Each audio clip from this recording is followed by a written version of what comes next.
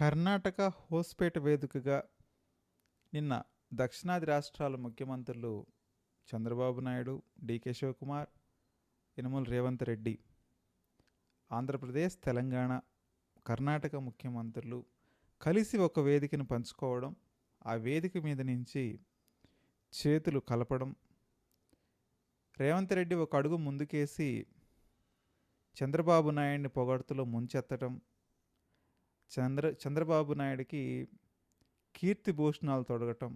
So ఇదంతా కూడా నిన్న ఆ వీడియోలు ఫాలో అయిన వాళ్ళకి చాలా ఆశ్చర్యంగా కనిపిస్తూ ఉంటుంది. ఎందుకంటే కర్ణాటక, తెలంగాణలో ఇండీ కూటమి అధికారంలో ఉంది, ఆంధ్రప్రదేశ్లో ఎన్డీఏ కూటమి అధికారంలో ఉంది. సో ఇలాంటప్పుడు ఇలాంటి సమావేశాలని ఎన్డీఏ, మరీ ముఖ్యంగా బీజేపీ చాలా నిశితంగా గమనిస్తూ ఉంటుంది. ఎక్కడ ఒక పార్టీ జారిపోతుందో, మిత్రపక్షం జారిపోతుంది అనేటువంటి అవకాశం కూడా బీజేపీ కొంచెం కేర్ఫుల్గానే అబ్జర్వ్ చేస్తూ ఉంటుంది ఇలాంటి అంశాలని. అంటే ప్రస్తుతానికి వాళ్ళేమీ బయటపడరు, ఆ డే వచ్చినప్పుడు మాత్రం వాళ్ళు డెఫినెట్గా దీన్ని రైజ్ చేసేటువంటి అవకాశం ఉంది. అసలు వీళ్ళందరూ ఎందుకు అక్కడ హోస్పేటలో కలిశారు, దాని మెయిన్ బ్యాక్గ్రౌండ్ ఏంటి అంటే కనుక, కర్ణాటక, తమిళనాడు, ఆంధ్రప్రదేశ్ రాష్ట్రాల సరిహద్దుల్లో తుంగభద్ర నది మీద ఒక డ్యామ్ కట్టడం జరిగింది. ఆ డ్యామ్ యొక్క గేట్లు 2024 చంద్రబాబు నాయుడు ప్రమాణ స్వీకారం చేసిన కొత్తల్లో వరద ప్రవాహాన్ని కొట్టుకుపోవడం జరిగింది. అప్పుడే చంద్రబాబు నాయుడు వార్ ఫ్రంట్లో కొంత బడ్జెట్ ఎలకేట్ చేసి ఇమీడియట్గా అప్పటి నీటిపారుదల శాఖ మంత్రి రామానాయుడిని పంపించి కర్ణాటక ప్రభుత్వంతో మాట్లాడి వాళ్ళు కొంత నిధులు డిస్బర్స్ చేసిన తర్వాత ఈ గేట్లకు సంబంధించిన ప్రక్రియ అయితే పూర్తి చేశారు. అంటే ఇప్పటికి 2 సంవత్సరాలు పూర్తయిన సందర్భంగా మొత్తం 33 క్రస్ట్ గేట్లను ఏర్పాటు చేశారు. తాజాగా వాటి ప్రారంభోత్సవం సందర్భంగా నిన్న హోస్పేటలో ఈ ముగ్గురు సీఎంలు కూడా కలిశారు. అంటే వీటికి పెద్దగా రాజకీయ భేటీ ప్రాధాన్యత లేకపోయినా కానీ రాజకీయాల గురించి శ్వాసించి ధ్యాసించే వాళ్ళకి ఆటోమేటిక్గా ఆ పొలిటికల్ ఫ్లేవర్ అనేది తప్పకుండా ఉంటుంది. అంటే వీళ్ళందరితో పాటు సెంట్రల్ జలశక్తి మినిస్టర్ కూడా వచ్చారు, సిఆర్ పాటిల్. సో వచ్చినప్పటికీ కూడా మీడియా చూపు, విశ్లేషకుల చూపు అంతా కూడా ఆ ముగ్గురు ముఖ్యమంత్రుల మీదే ఉంది. ఎందుకంటే కర్ణాటక, అదేవిధంగా తెలంగాణలో 2 యంగెస్ట్ చీఫ్ మినిస్టర్స్ ఉన్నారు. కమింగ్ టు ఆంధ్రప్రదేశ్, ఇక్కడ ఒక సీనియర్ మోస్ట్ చీఫ్ మినిస్టర్ ఉన్నారు.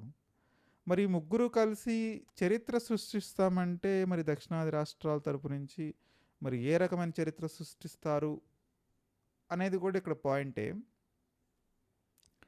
మరి ఇప్పుడు చంద్రబాబు నాయుడు బీజేపీని దాటుకొని ఏదన్నా రాజకీయంగా ఒక అడుగు ముందుకేస్తాడా, అంత సాహసం చేస్తాడా అంటే దక్షిణాది రాష్ట్రాల పరిరక్షణ కోసం?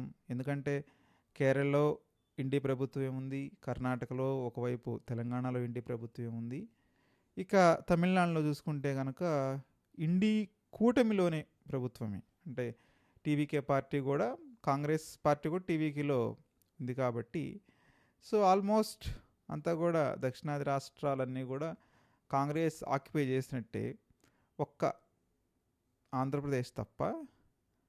బట్ నిన్నంతా మేము సమిష్టిగా పనిచేస్తాం, కలిసి పనిచేస్తాం, అద్భుతాలు సృష్టిస్తామని ముగ్గురు ముఖ్యమంత్రులు ఒకటే మాట ఒకటే బాటుగా చెప్పారు కాబట్టి సో మరి ఇది ఎంతవరకు దారి తీస్తుంది అనేది ఒక ప్రశ్న. మరి ఏదన్నా రాజకీయంగా సంచలనమైన పరిణామాలు జరుగుతాయా అనేది మరొక ప్రశ్న.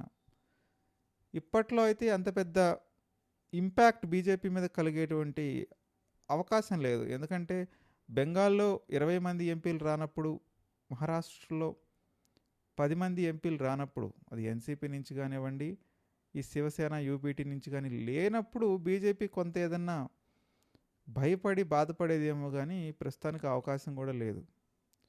ఒకవైపు జేడీయూ నితీష్ కుమార్ రాకపోయినా, టీడీపీ చంద్రబాబు నాయుడు లేకపోయినా వాళ్ళ సేఫ్ గేమ్ వాళ్ళు ఆడుకుంటున్నారు, వాళ్ళ రిజర్వేషన్స్ వాళ్ళు పెట్టుకున్నారు హ్యాపీగా. ఇక బ్యాలెన్స్ మిగిలింది ఉత్తరప్రదేశ్ ఒక్కటే, అది రేపేమో చేల్చడం జరుగుతుంది, దాంట్లో నో డౌట్ అబౌట్ ఇట్. అంటే నెక్స్ట్ ఇయర్ యూపీ ఎలక్షన్స్ ఉన్నాయి కాబట్టి అది అఖిలేష్ యాదవ్కి అడ్వాంటేజ్ అవుతుందా, ఒకవేళ పార్టీ చీర్చిన ద్వారా దీన్ని ఎట్లా ట్యాకిల్ చేయాలి అనేటువంటి ఒక సుదీర్ఘమైనటువంటి స్ట్రాటజీ నడుస్తుంది బీజేపీకి. లేకపోతే ఈ పార్టీకి చీల్చడం జరిగిపోయి ఉండేది.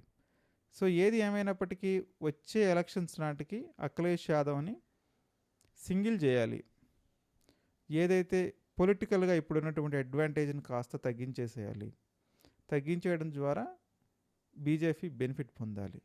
కాకపోతే అక్కడ ఇంకొకటి బీఎస్పీ పార్టీ తగ్గిపోవడం బీజేపీకి ఇబ్బంది అవుతుంది. మాయావతి పార్టీ కనుక కొంచెం బలంగా ఉంటే ఓట్లు చీలిపోవడం ద్వారా ఆటోమేటిక్గా బీజేపీకి చాలా అడ్వాంటేజ్ ఉండేది. ఒకవైపు ఎస్పీ, మరొక వైపు బీఎస్పీ, ఇంకొక వైపు బీజేపీ పోరాడితే బీజేపీకి అడ్వాంటేజ్ ఉండేది. ఇప్పుడు మాయావతి పార్టీ జీరోకి వెళ్ళిపోయే ఛాన్సెస్ ఉన్నాయి. అలాంటప్పుడు బీజేపీ కొంచెం ఇబ్బంది పడుతుంది, తటపటాయిస్తుంది. మొన్న అదే రిఫ్లెక్ట్ అయింది లోక్సభ ఎలక్షన్స్లో. సో అందుకని ఇప్పుడు బీజేపీ చాలా స్ట్రాంగ్ హోల్డ్ స్టేట్గా యూపీని తీసుకుంది. సో అక్కడైతే పూర్తి కాన్సన్ట్రేషన్ పెట్టబోతుంది. దక్షిణాది రాష్ట్రాల మీద ఒక కన్ను వేసి ఉంచింది, కానీ దక్షిణాది రాష్ట్రాల్లో బీజేపీ ఒక పాచికలు పారట్లేదు. అది కేరళలో కానీ, తెలంగాణ, అదేవిధంగా తమిళనాడులో కానీ పారట్లేదు. ఇక ఇప్పుడు తెలంగాణలో మరి ఉధృతంగా చేయాలి అని ముందుకు వస్తుంది. మరి ఆ ప్రయత్నాలు ఎంతవరకు పాలిస్తాయో ఒక 2 సంవత్సరాల్లో తేలిపోతుంది. బీజేపీ యొక్క ప్రతిభా పాఠవాలు ఏంటో ఒక 2 ఇయర్స్లో తేలిపోతుంది. మీరు కూడా మీ అభిప్రాయాన్ని కామెంట్ రూపంలో తెలియజేయండి. చంద్రబాబు నాయుడు ఏదన్నా చిన్న స్థాయి జలక్ ఏదైనా బీజేపీకి ఇచ్చే ఛాన్స్ ఉందా? మళ్ళీ అలాంటి రిస్క్ ఏదైనా చేస్తాడా? మర్చిపోకుండా కామెంట్ చేయడానికి ప్రయత్నించండి.